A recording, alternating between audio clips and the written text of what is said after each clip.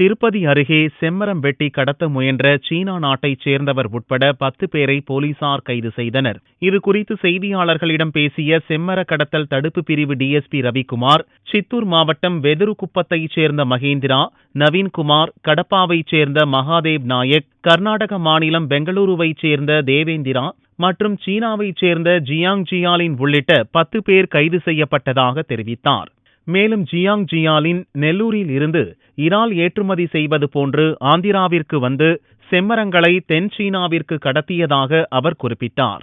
கைது செய்யப்பட்டவர்களிடம் 40 லட்சம் மதிப்புள்ள செம்மரங்கள் மற்றும் வாகனங்கள் பறிமுதல் செய்யப்பட்டுள்ளதாகவும் ரவிக்குமார் தெரிவித்தார். కొల్లూరు వెంకట్రావు దగ్గర నుంచి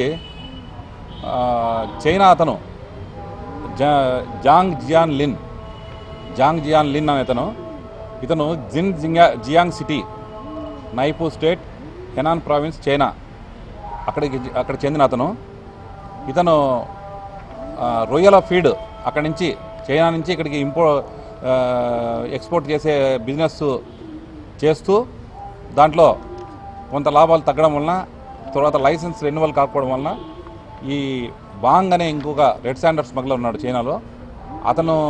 ఇతన్ని రెడ్ శాండర్ స్మగ్లింగ్ పరిచయం చేసినాడు.